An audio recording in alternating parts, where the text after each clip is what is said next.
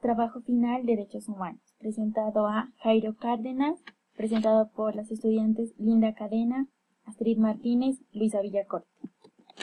Posibles consecuencias de las nuevas técnicas genéticas en la integridad de la especie humana.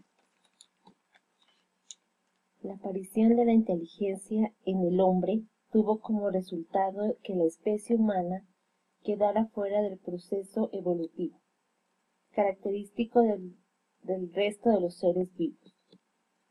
La implacable ley de la selección natural, de lo que solo aquellos que están bien adaptados a las condiciones del medio dejarán descendientes en la próxima generación, ha sido burlada progresivamente con el desarrollo de la cultura humana. La invención del fuego, la construcción de viviendas y la utilización de herramientas y vestidos fueron solo el inicio de esta corriente. El descubrimiento de los antibióticos y de los adelantos médicos del último siglo ha hecho posible la supervivencia de muchos que de otra manera nunca hubieran contribuido al acervo genético de la humanidad. Hoy nos enfrentamos con técnicas sofisticadas que pueden permitir el acceso a la reproducción de personas consideradas anteriormente como estériles. En el futuro cercano, ya vislumbrados nuevas tecnologías que pueden dar al hombre un poder insospechado de programar genéticamente todos los aspectos de sus descendientes. Este es un buen momento para reflexionar sobre las consecuencias que estas tecnologías pueden tener sobre los individuos particulares y sobre la especie humana en su conjunto. Evolución de las especies. Desde siempre el hombre se ha planteado la pregunta del origen, de dónde venimos y también de nuestra relación con el resto de las especies. Ya Aristóteles plantea las similitudes y diferencias del ser humano con el resto de los seres vivos, dentro de su sistema filosófico de la materia y la forma, en su Scala Naturae.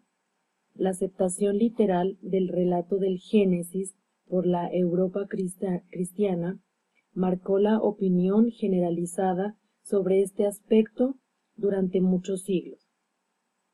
Con el inicio del Renacimiento empezaron a surgir teorías distintas. La clasificación monumental del animal y plantas que hizo Linneo en 1707 hasta 1788 tenía como base el reconocimiento de todas las especies estaban emparentadas, de forma que cuantas más características tenían en común dos especies, más cercanas eran entre sí. Esta formulación inicial, pero críptica, de la evolución de las especies quedó muy definida por Lamarck en 1744 a 1829, quien describió bien el proceso, pero erró sustancialmente en el mecanismo. Según Lamarck, los caracteres adquiridos por un individuo durante su vida pasaban directamente a su descendencia. Hoy, gracias a nuestros conocimientos de genética, sabemos que esto no sucede, pero hay que reconocer la visión de estos hombres que se enfrentaron al fijísmo. La corriente de pensamiento de la época que postulaba que todas las especies habían sido creadas como las vemos hoy y que no había habido ningún cambio a lo largo del tiempo. Sin duda, la figura más señera en la historia del pensamiento sobre la evolución es Charles Darwin, en 1809 a 1882, con la publicación de su libro The Origin of Species, en 1859. Se da un fundamento teórico a la ciencia de la biología que hasta entonces carecía de un hilo conductor y se abre uno de los mayores debates intelectuales de todos los tiempos.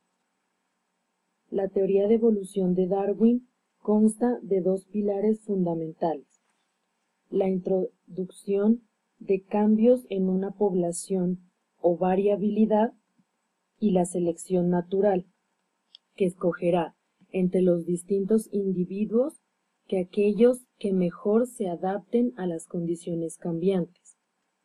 Es interesante señalar que el mérito de Darwin consiste en la posición del segundo pilar, o sea, la selección natural, ya que sus conceptos de cómo se consigue la variabilidad dentro de las poblaciones es básicamente lamarckiano y por lo tanto erróneo.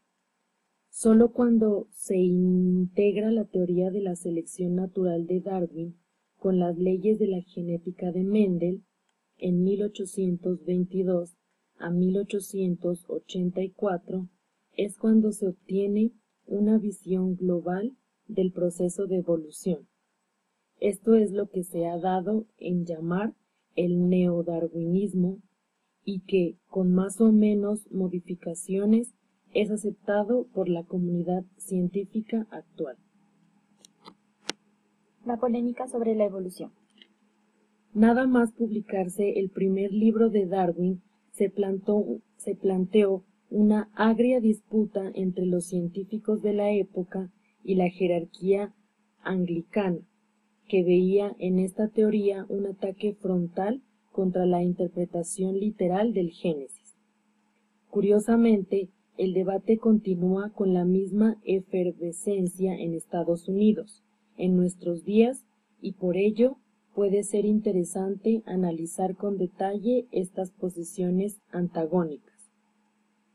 Están, por un lado, los defensores del creacionismo, que proponen que el relato del Génesis debe entenderse en su sentido más literal y que, por lo tanto, no se puede aceptar ninguna hipótesis alterna. En este sentido, son los herederos intelectuales de los fijístas del siglo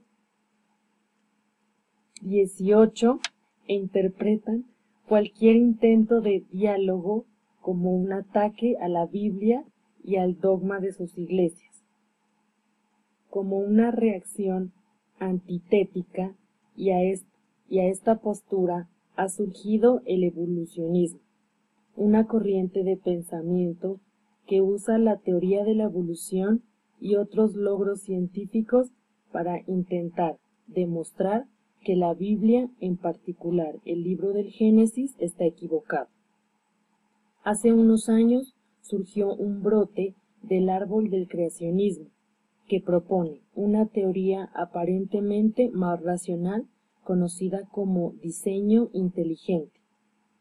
Según esta propuesta, los seres vivos tienen una complejidad tan alta y todas las partes interactúan con una coordinación tal que es imposible pensar que haya podido surgir por el azar.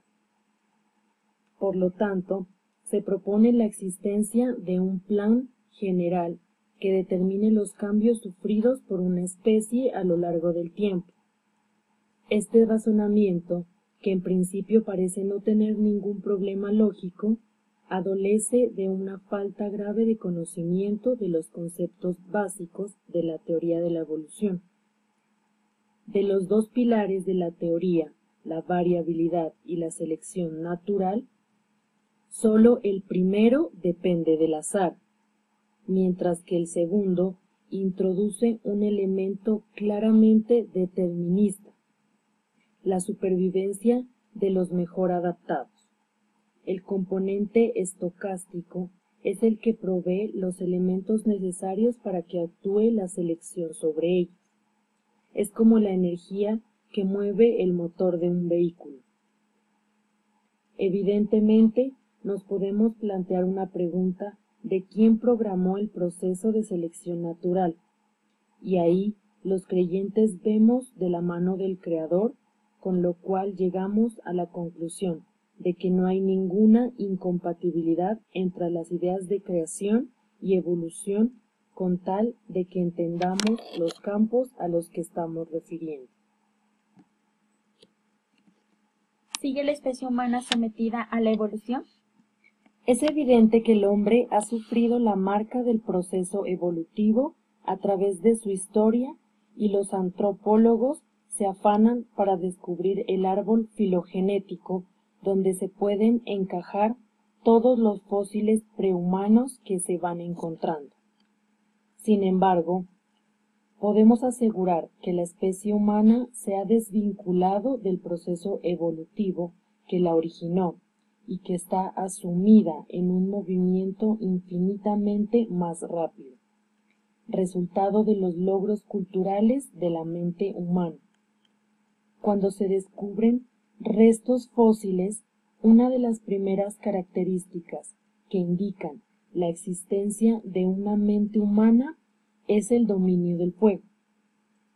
Ninguna otra especie ha sido capaz de conseguir este logro que, evidentemente, tuvo una gran importancia para empezar a modificar el ambiente donde vivía la humanidad. Aquí se opera un cambio importante. De ser el ambiente el que determina la supervivencia de los humanos más preparados, pasa a ser el hombre el que fabrica el ambiente a su medida, eliminando por tanto el componente más relevante del proceso evolutivo. A partir de este momento, el dominio sobre el medio por parte de la humanidad no hace más que crecer a lo largo de la historia. Confección de vestidos para combatir el frío, construcción de viviendas con ambiente controlado, aparición de la agricultura y la ganadería, uso de herramientas, etc., ya que el hombre es capaz de pasar estos conocimientos de padres a hijos, inicialmente de manera oral, después con la invención de la escritura de manera mucho más duradera, y hoy con Internet de forma global e instantánea. Los cambios culturales son infinitamente más rápidos que los procesos evolutivos naturales. Durante milenios, los logros culturales del hombre le han defendido de la selección natural, pero solo de forma parcial. El hombre ha sido capaz de colonizar la mayor parte del planeta, pero no estaba exento de las enfermedades infecciosas que le acompañaban desde que introdujo la ganadería. En las últimas décadas, con el descubrimiento y aplicación de antibióticos y vacunas a gran escala, junto con otros grandes logros médicos, se ha logrado controlar uno de los enemigos más temidos de la humanidad. Sin embargo, hasta ahora, el hombre nunca había sido capaz de controlar su capacidad reproductora y, por lo tanto, encontrar una puerta hacia el control de su futuro genético. Técnicas reproductivas y su impacto eugenésico. Todos somos conscientes del desarrollo en las últimas décadas de tecnologías que posibilitan el acceso a la reproducción a personas que no podían tener hijos. Las más antiguas, inseminación artificial, puede ser inseminación artificial, donde se utilizan métodos mecánicos para facilitar la llegada del semen al fondo de las trompas donde se encuentra el óvulo. Un método más complicado es la fecundación in vitro. En este caso se extraen los óvulos y los espermatozoides y se genera el cigoto en el laboratorio. Después de una serie de divisiones, el embrión incipiente se coloca en un útero receptor, que puede coincidir o no con el de la donante del óvulo. Otra variante que se utiliza cuando los espermatozoides no son capaces de atravesar la membrana del óvulo es la inyección directa del espermatozoide dentro del óvulo. ¿Cómo se puede apreciar